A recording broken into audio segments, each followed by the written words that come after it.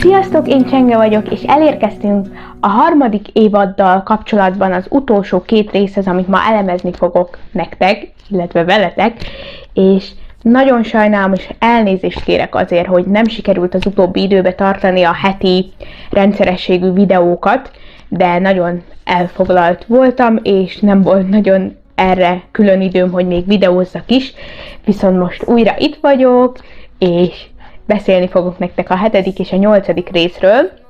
Azért teszem egybe ezt a két videót, ahogy az előzőben is mondtam, mert ez a kettő összetartozik, és már nem láttam értelmét annak, hogy külön videót csináljuk mindkettőről, mert akkor megint mikor érünk el a 8. részhez, lehet, hogy újabb 2 hétre rá, így legalább egy videóba túl leszünk rajta, és én is már nagyon vártam, hisz a 8. rész volt szerintem globálisan mindenkinek a nagy durranás, a nagy meglepődöttség, és ami a legjobban megérintette szerintem az embereket, viszont ehhez fontos a 7. részt is átnézni, ugyanis abban is vannak nagyon fontos és jelentőségteljes monológok.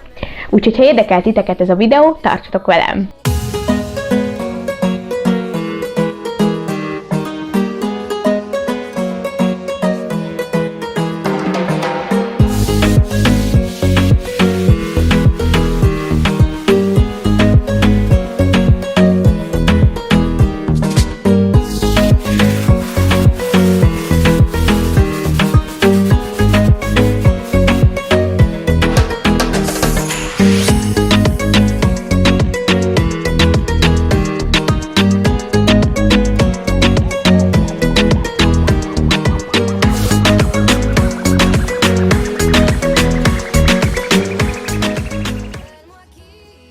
Tehát kezdjük is először a 7. résszel, és még annyit elmondanék, mielőtt belekezdenék, hogy ma van március 27-e, és ma kezdik forgatni a 4. évadot, tehát remélhetőleg ősszel megjelenik a 4. évad is, és sajnálatos módon a felirat sajnos nem nagyon halad bizonyos okok miatt a csapattal, de remélhetőleg minden rendben jön, úgyhogy tényleg kérünk türelmet tőletek, addig is én igyekszem nektek itt összefoglalni mindegyik résznek a mondani valóját, és azt, hogy miről van benne szó. Akkor nézzük is a 7. részt. A 7. részből, mivel jobban a 8. részről szeretnék beszélni, inkább csak a fontosabb pillanatokat említeném meg, a fontosabb horderejű mondani valókat. Nyilván amúgy annyit összeírtam, hogy lehet ezzel az egész epizódot is lefedem, és igazából elmondom, de igyekszem tényleg röviden, mert nem akarom, hogy túl hosszú legyen ez a videó, hanem tényleg úgy, hogy megértsétek. Az első, amit fontosnak tartok, ugye már ez a 6. részben is kiderült, hogy Andrásnak és Fülöpnek a szolgálata, amikor Jézus kiküldte őket, nem igazán jól sikerült, és ebben az epizódban érthetjük meg ezt jobban, ugyanis hát látszik az elején, hogy már nagyon fáradtak, Fülöpnek is megsebesül a lába, bekötözi András, és hát igen, elfáradnak, és sokszor mi is tapasztalhatjuk ezt, hogy van, hogy megfáradunk a szolgálatba, mert mondjuk nem úgy sikerül, ahogy azt terveztük, de Isten mindig ad újabb és újabb erőt, és ugye elmennek Jézushoz, és elmondják nekik a problémát. Az előző videóban egyébként nem igazán jól fejtettem, nem igazán mondtam el a lényegét, tehát itt a bálos, hát inkább úgy mondanám, hogy ez a lakomás példázat, amit elmondtak az embereknek. Itt az volt a probléma, most így érthetőbben elmondva, hogy a zsidók kifogásokat kerestek ahhoz, hogy az Úrral menjenek lakomázni, vacsorázni, és ezért Isten példázatban ugye az Úr inkább a pogányokat szólítja meg, szól a szolgáinak, hogy hívják be őket, és ezen nagyon felháborodnak a törvénykező zsidók, a görögök, illetve a pogányok pedig azért, mert hogy ők csak a maradék szerepét töltik be, és ezen vitatkoznak. Viszont vannak olyanok is, akiknek a szívük megnyílt Jézus felé, ezért a görögök istentiszteleti rendje teljesen felbomlott, nem csinálja senki sem azt a feladatot, ami rá van bízva, ezért okozott akkora felháborodást András és Fülöp beszéde a 10 városban az emberek között. És ezt elmondják Jézusnak, és Jézus is csak így néz, hogy hát igen, nem ezt a példázatot kellett volna alkalmazni, és tisztázást kérnek tőle, tehát a 8. részben láthatjuk, de a 7. részben is már, hogy elmegy és tisztázza ezt a pogányokkal, illetve a zsidókkal Jézus. A következő dolog, amit nagyon kiemelnék, az a Máténak a Máriával folytatott beszélgetése. Ugye láthatjuk, hogy Máté egy kicsit maga alatt van, és Mária leül hozzá beszélgetni, hogy mi a probléma, mert látja rajta, hogy valami nyomasztja a lelkét, és itt láthatunk egy visszaemlékezést, egy úgynevezett flashbacket, amikor, és ugye ez az első évadban nem volt benne, hanem ezt most láthatjuk, hogy egy pásztor ment el Mátéhoz, akkor még adószedő volt, még Jézus, mielőtt Jézus elhívta volna, ez akkor történt, és a gyermekeinek az adósságát fizette ki. És itt a pásztor adott egy úgynevezett cicest Máténak, a rojt, és ezeken csomók helyezkednek el, csomók vannak rajta, ami a zsidóknak a 613 parancsolatát jelképezi, és ezt ugye fontos volt a zsidóknak akkoriban megtartani, és Máté rájött, hogy ő nem igazán élt egy istenfélő életet, nem igazán tartotta be ezeket a parancsolatokat, hanem a rómaiakhoz szegődött és adószedőnek állt, és el van neki rejtve ez a cices, és megtalálja Mária, és ugye ezért is kérdezi ki Mátét, hogy ez miért van nála, és ekkor önti ki Máté neki a szívét. És ahogy talán már ti is kitalálhattátok, ez a történet arra utal, hogy a pásztor Jézus szerepét tölti be, aki kifizette az ő gyermekeinek az adósságát, ő minden adósságunkat kifizette, és meghalt miértünk. Ezt jelképezi, hogy nekünk már nem kell bűnhődnünk, mert ő bűnhődött helyettünk, és megbocsájtotta a bűneinket. És Mária ezzel bátorítja Mátét, és itt elhangzik egy nagyon fontos mondat, ami szerintem így a fő mondani valója a 7. résznek, hogy Isten mindig küld egy galambot. Azért is hozta fel ezt a galamb hasonlatot Mária, mert ahogy emlékezhettek is rá, de be fogok vágni ide egy jelenetet, az első évadban, amikor még Mária pont egy öngyilkosságra készült volna, tehát még akkor ő is azelőtt volt, mielőtt Jézus elhívta volna, lát egy galambot az égben szállni, és az állítja meg abban, hogy megtegye az öngyilkossági kísérletet, az öngyilkosságot, és az visszavezeti őt az úgynevezett Kalapács nevű helyre, hát ez egy kocsma volt végül is, és tudjátok, ott jelenik meg neki Jézus, és ott hívja őt el, és erre mondta, hogy hát ott is egy galamb volt, és Isten mindig küld egy galambot, sokszor nem értjük, hogy mi miért történik az életünkbe, de mindig ott van egy galamb, amit észre kell vennünk, és ami helyre fogja hozni azt a helyzetet, amiben vagyunk. Szerintem azért is szeretem Máriát, mert mindig van egy jó mondata a tanítványtársai felé, vagy úgy bárkinek, tehát nagyon jól megformálták a karakterét. Elizabeth Tebb is, a színésznő nagyon jól és hitelesen előadja Mária Magdalénának a karakterét. Úgyhogy nekem nagyon tetszett, hogy egy ilyen pásztor jelképén, hasonlatán keresztül mutatták be azt, hogy Jézus hogyan vette át a mi adósságunkat is. A következő Simon és János beszélgetése, amit kiemelnék újra. Hát ugye 6. részben megtudta Simon, hogy mi a helyzet Edennel, ezért nagyon maga alá került, és kicsit megrendült a hite. Nem vesztette el a hitét, de megrendült, és nem érti, hogy miért van az, hogy Isten, illetve Jézus körülötte mindenkinek helyrehozza az életét, meggyógyítja, de az ő feleségének meghagyta, hogy elmenjen a gyereke, illetve a saját gyerekük, aki született volna, de meghalt, elvetélt, és elmegy Gájuszhoz is, akinél szintén láthatjuk azt, hogy ott van a beteg szolgája, és ők is küzdenek ezzel a dologgal, bánatában elmegy hozzá, mert ugye előtte meg jót beszélgettek, és mindketten kiadták egymásnak a fájdalmaikat. Gájusz is próbálta ellátni tanácsokkal Simon, de ugye akkor még nem derült ki, hogy mi a baja Edennek, így nem jutott vele sokra. És mindenki részt vesz a Jézussal való szolgálatban, kivéve Simon, aki mindig ott volt, mindig első volt, mindig ő védelmezte Jézust, és most eltűnt, és mindenki őt keresi, és már Zebedeus is haragszik, hogy meg Jánosék is, hogy hát ő mindig ezt csinálja, mikor is lehet őrá számítani, mindig a maga feje után megy, és Jézus kéri Jánost, hogy keresse meg. Jánosnak nem igazán van kedve ehhez, mert már elege van Simonból, szereti őt ugyan, de már unja, hogy mindig ezt csinálja, de Jézusnak a kérésére elmegy és megkeresi Simont, és ott beszélgetnek, ez is egy nagyon fontos párbeszéd. Ott Simon kiadja, ugye János mondja neki, hogy így szóba hozza a feleségét, hogy hát neki legalább van felesége, és ekkor teljesen elszomorodik Simon, eszébe jut, ami történt Idönnel, és ezt észreveszi János, megöleli őt, és bocsánatot kér, hogy hát ő nem tudta, hogy mi a probléma, és megsajnálja őt. Elmondja Simon neki is, hogy nem érti, hogy Jézus ezt miért hagyja, hogy mindenkit meggyógyít, megszabadít, de őket meg nem, pedig ő mindig ott van, szolgálja őt, és mégsem olyan, mintha nem értékelnél ezt a szolgálatot Jézus. És itt is megláthatjuk kicsit a kereszténységnek az alapköveit, hogy attól, mert mi Jézushoz fordulunk, vagy attól, mert akkoriban a tanítványok Jézus követték, még nem lett tökéletes az életük, mindig lesz valami nehézség, mindig lesz olyan, amit nem értünk az életbe, de Isten minden helyzetből kihoz minket, csak van, hogy ehhez türelem kell, és több hit, ami nem mindig könnyű, de itt is ez a párbeszéd zajlik is. Ugyan nehézkesen, de Simon, itt is láthatjuk, hogy azért megadja magát, azért fontos neki Jézus, mert Jézus hívja, hogy hát ezt mondta Jánosnak is, hogy azért van szükségem Simonra, mert nélküle nem lesz sikeres a szolgálatom, ő az egyik alapköve, a fő eleme annak, hogy a szolgálata sikeres legyen, és velük is tart Simon. Ezután lesz az a beszélgetés, amit majd a 8. részben látunk a sokasággal. Még egy dolog, amit fontosnak tartok kiemelni, az pedig az, hogy láthatunk egy bibliai jelenetet, a süketnéma meggyógyítását, az efatta kijelentéssel gyógyítja meg Jézus a süketnéma embert. Ez a Márk 7. fejezetében van leírva, a 31. verstől a 37-ig. Ezt láthatjuk is, itt is, hogy Jézus ezután visszatért Tirus vidékéről, Szidónon át, a 10 város vidékén keresztül a Galileai tóhoz ment.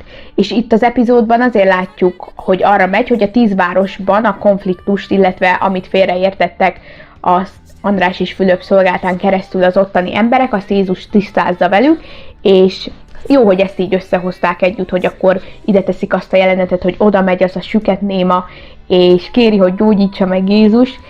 És ez az a jelenet, amikor Jézus fülébe dugta az ujját, majd a megnyálazott ujjával megérintette a férfi nyelvét, most az egyszerű fordításból olvastam, és ez is szép jelenet volt, hogy ott meggyógyult és örvendezett, és tulajdonképpen ezzel ér véget az epizód. És ezek azok a fontos elemek, amiket ki akartam emelni a 7. részből. Most pedig nézzük a 8. részt, és az az érdekes, hogy ahhoz képest, hogy ez volt a legütősebb epizód, nem sokat lehet róla említeni, csak azt a 2 legfontosabb eseményt, ami a legjobban megérintett az embereket, és ami olyan áttű volt, szintén megint elsírtam magam, mint az 5. rész, és akkor azt mondtam, hogy az 5. részes videómban, hogy globálisan kijelenthetem, hogy ez volt az évad legjobb része, ami mai napig is igaz, hogy az évad egyik legjobb része az 5. rész, de szerintem ez felülmúlt a 8.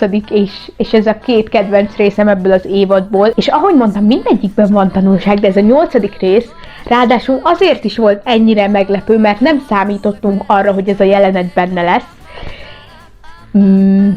hiszen Dallas korábban mondta, hogy ezt nem tervezik beletenni. Ezt majd elmondom, hogy miről is beszélek, de szerintem már sokan tudhatjátok. De haladjunk is az elejéről. Már az elej is nagyon jól indul, Dáviddal és Betsabéval kezdődik a történet, és azzal, hogy Aszáf megírta a 77. Zsoltárt, illetve a Bibliában a 77. Zsoltár, és ezt felolvassa Dávidnak, kikéri a véleményét, hogy mit szól hozzá. Ez a Zsoltár egy olyan Zsoltár, ami tényleg a szenvedésről szól, leírja Aszáf, hogy mit érez a nehéz helyzetekbe, de azért mégis ott van a remény, hogy Isten akkor is ott van, akkor is megtartja őt, és ahogy ezt olvassa, ezt a Zsoltárát Aszáf, láthatjuk, hogy Betsabét várandós, és lenéz a hasára, megsimogatja a hasát, és ebből nekem az jutott eszembe, hogy tudhatjuk, hogy ugye nekik az első gyermekük meghalt Dávidnak a bűnei miatt, és utána Isten adta nekik Salamont. Itt is Isten kegyelme, hűsége megnyilvánult feléjük, és nekem erről Idennek a jelenete is eszembe jutott, hogy szerintem mintha kicsit össze lenne kötve, hogy ő is elvesztette a sorozatban a babájukat, és nagyon jó volt látni, amilyen áhítattal hallgatják Aszáfot, ahogy nézik őt, hogy mennyire csodálatos ez a Zsoltár, amit ír. Na és az egész epizódban azt láthatjuk, még a végéig, hogy szenvednek, hogy nem értik, mi miért történt Iden és Simon. A nagy jelenet, a kenyérszaporítás jelenete nagyon jellemzi ezt az epizódot, és képzeljétek, én azt hittem meg sokan, hogy majd ez lesz a nagy durranás az epizódban, és ugyan nagyon szerettük, nagyon jó volt ez a rész, meg nagyon jó látni, hogy ugyan ábrázolják azt, ami a Bibliában van, hogy 5000 ember, illetve 5000 férfi, és annak még a rokonai gyermekei, tehát sokkal többen voltak, mint 5000, de hogy mégis a valóságban ennyi támogató részt vett ott, hogy ez a jelenet létrejöhessen. Mondták is, hogy több mint 10 000-en vettek részt, tehát azért a 10 000 az minimum, mert ha 5000 férfi, akkor annak legalább 5000 rokonna hozzátartozói voltak. Ezt nagyon jó látni, hogy ennyire támogatják a Chosen munkásságát, tehát nagyon jó volt ez a jelenet is, és itt, amit kiemelnék, tehát ja, és még annyit elmondanék, hogy ugye itt tisztázza Jézus még a sokassággal a félreértéseket, kicsit még vitatkoznak ugye a zsidók a pogányokkal, de a végére minden tisztázódik, és úgy, ahogy rendbe jön a helyzet. Ezután ugye gyűlnek, látják, és Smuel és Attikus is meghallja, mi történik, ezért elindulnak ők is a 10 város felé, hogy elkapják Jézust egy esetleges látodásban, és amúgy ez nem igazán sikerül, mint ahogy korábban is így volt. Próbálkoznak ugyan, de nem jön össze. Quintus se örül ezért, de hát hiába. A tömeg megy Jézus után, és hallgatják őt. És ez is érdekes volt látni, hogy minden tanítványt elhelyeztek különböző szekcióiban a tömegnek, és mondták Jézus után az üzenetét, hogy mindenki hallhassa. És Simont itt látjuk, hogy nagyon gonterhelt, leterhelt, tehát jó látni azt, hogy ő így is próbálta végezni a szolgálatát, de mégis ott van az a fájdalom, hogy azért mégse tudja olyan beleéléssel, olyan nagy hittel végezni, mert kicsit van benne egy harag, hát nem tudom, hogy ez nem erős fogalom, de mondhatjuk, hogy harag Jézus felé, hogy ugyan akarja segíteni a szolgálatát, de nem érti, hogy egyszerűen rajta miért nem segített. És a végén, a kenyérszaporítás végén el is dobja a kosarat, és nagyon maga alatt van. De nagyon jó volt látni ezt az egész jelenetet így együtt, hogy szedjék össze a halakat, meg a kenyereket, ami ugye az a kisfiú ment oda, hogy neki van, és így összeszedik azt a pár darabot, de azt körülbelül 2-3 embernek elég, nem hogy több 10 000-nek, és mondja Jézus, hogy tegyék kosarakba ezeket, amik vannak.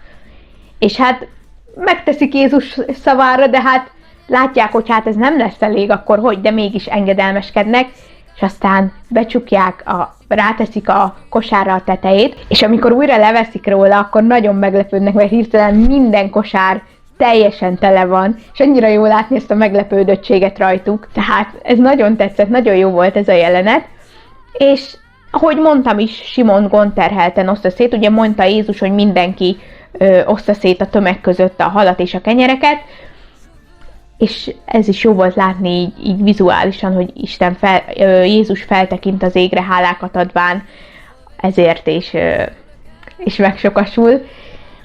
És nekem az jutott eszembe Simonnak a történetéről, hogy mi is vagyunk sokszor így, mondjuk ezt is már korábban a videó első felében említettem, hogy sokszor, mikor próbálnál szolgálni, de tele vagy fájdalommal, és nagyon jellemezte ezt az évadot, az az ige, hogy jöjjetek én hozzám mindnyájan, akik megfáradtatok és megterheltetek, mert én nyugalmat adok nektek. És itt is ez volt a lényeg, hogy Időn és Simon teljesen megfáradt, csak el kellett hinniük, hogy oda kell menniük Jézushoz, és ő megoldja ezt a problémát. Csak sokszor ezt könnyű mondani, mert az emberben mégis nagyobb a félelem, vagy a miért kérdéseknek a feltevése, de aztán csak ott van ez a megoldás. Igazából logikusan is következik, hogy ezután jött a vizejárás története, ami ugye a nagy meglepetést okozta, most már elmondhatom, de így nem ugrott be senkinek, hogy esetleg, mert ugye a evangéliumokban úgy van leírva, hogy a kenyérszaporítás után jön a vizejárás. Mégse gondoltuk, hogy ez benne lehet, hisz Dallas mondta, hogy ezt nem tervezik beletenni, mert nehéz kivitelezni, meg különböző okok miatt, de azért is volt ez ilyen nagy várás az emberek részéről, mert ugye a főcímdal is a Walk on the Water, szóval, hogy ilyen alap lett volna, hogy ezt beletegyék.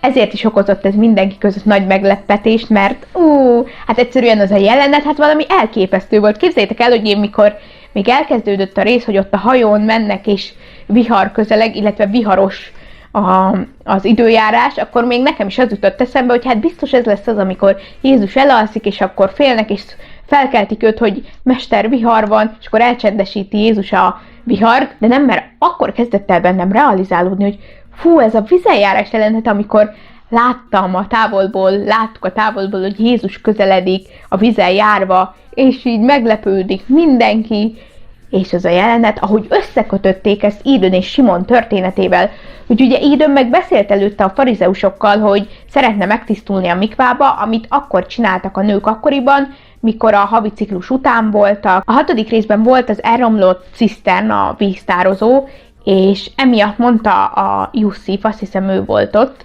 akivel beszélt, hogy nincs elég víz, de azon vannak, hogy rendbe hozzák, és rendbe is hozták, szóval így meg tudták oldani.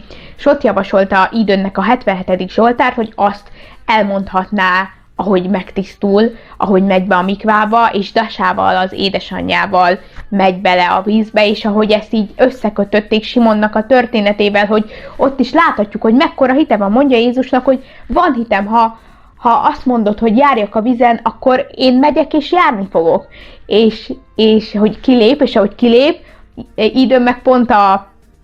Ídön is pont belemegy a vízbe, és amikor látja a hullámokat Simon, akkor a kételj nagyobb lesz benne, és ezért beleesik a vízbe, elmerül, és mondja is Jézusnak, hogy mester, süllyedek, és akkor Ídönnek is láthatjuk párhuzamosan, ahogy ő is a víz alá merül.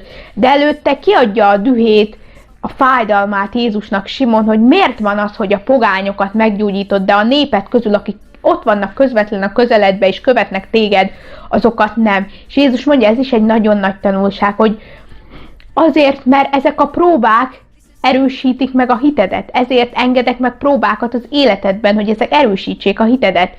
És hogy ő mindig ott van, ő mindig vele van, és ez a jelenet nagyon csodálatos, hogy ahogy elmerül Simon, utána nyúl Jézus, és mondja neki, ahogy kihúzza, mondja neki Simon, hogy don't let me go, hogy ne hagyj el engem, és sokszor mi is vagyunk így, hogy ne hagyj el, Uram. És Ídön meg, mintha így tényleg érezték volna egymást, érezte volna, hogy Péter süllyed, mondja Istennek, feltekint rá, hogy Uram, don't let him go, ne hagyd őt el. És ez csodálatos jelenet, ahogy így megadja magát Simon, ahogy így sír, hogy Uram, ne hagyj el, Uram, ne hagyj el, Mester, ne hagyj el. És mondta Jézus neki, hogy itt vagyok, mindig is itt vagyok, foglak, tartalak. És ezután, mert a rész elején csak a Zsoltárnak az első felét hallhattuk, és a epizódnak a második felében, a végén pedig a második felét, és bemutatja, hogy mindegyikőjük küzd valamivel, és közben aszából olvassa ezt a Zsoltárt. És egyszerűen ez annyira gyönyörű, hogy tényleg látni lehetett, ahogy ő megszabadult a nyomástól, a fájdalomtól Ídön, és ahogy Simon is visszanyerte a hitét, hogy így megkönnyebbültek, hogy megértették, hogy mi miért is történt, hogy tudta, hogy ezzel megerősödik a hite, tudta Jézus. És gyönyörű, ahogy ezt a Zsoltárral lezárták, nekem nagyon-nagyon tetszett szerintem. Nekem a 3 évadból ez az első számú kedvenc részem, és csodálatos volt tényleg. Tehát nem lehet más szavakkal jellemezni ezt, csak azt, hogy csodálatos. És még annyit elmondok, hogy a vizejárás, illetve a kenyérszaporítás története a Máté 14. fejezetében található, a 13-tól a 33. verszakig. Ezt gondoltam, hogy még így elmondom, ha pont utána akartok olvasni. Ja, és még amit kihagytam, hogy az epizódnak az első felében, mivel Zebedeus és Salomé látja, hogy Simonék házasságával valami nem oké, így elmennek Ídönhöz, és beszélgetnek vele, de először Ídön nem nyílik meg, ott van Mária Magdaléna is, de ahogy úgymond mondják neki, hogy adja ki magából, mert látják, hogy valami nincs rendben, Ídön kiadja magából, és mondja is nekik, hogy Jézus mennyi embert meggyógyít, illetve itt most főként a Veronikára gondol, a vérfolyásos asszonyra, hogy neki örömöt és gyógyulást adott, de ezt nem tette meg velem. És sír, és ezt elmondja, és ez is olyan, amivel azonosulhatunk sokszor, hogy valakivel megtörténik, velünk miért nem, és tök jó, ahogy így vigasztalják őt Salomék és Mária Magdaléna, ez az, amit még így kiemelnék. A másik meg az, hogy a kenyérszaporítás jelenet végén Smuel oda megy és beszél Jézussal, ott nem tudjuk meg, mi lesz a végkimenetel, de mintha úgy nyitottá vált volna Smuel, és el akar menni vele a templomba imádkozni, mert Jézus hívja, hogy menjen el. Ezt nem tudtuk meg, hogy pontosan mi is lett, de a 4. évadból majd remélhetőleg kiderül. Úgyhogy nekem nagyon tetszett ez az évad. Voltak ugyan olyan részek, amik nem igazán fogtak meg, de valakit meg pont az fogott meg, viszont voltak nagyon ütős jelenetek is, gondolok itt az 5., illetve a 8. részre, de nekem nagyon jó évad volt, és jó, hogy megláthattuk azt, hogy így hogy hozzák ezt az igét be egy évadba, hogy jöjjetek én hozzám mindjárt, megfáradtatok, és hogy Isten ebből hogyan hozza ki őket. Kíváncsi vagyok, hogy a 4. évad miről fog szólni, annak mi lesz a fő mondani valója, és még tervezek jönni egy 8. évados összefoglaló videóval. Csináltam egy nagyon jó ismerősömmel, aki az Egyesült Királyságban él London mellett, egy interjút, ugye a 8. évadról, és hamarosan, remélhetőleg minél hamarabb tudok azzal is jönni nektek, és remélem, hogy nagyon tetszett nektek is ez az évad és ez a videó. Találkozunk remélhetőleg hamarosan. Addig is legyetek jók, sziasztok!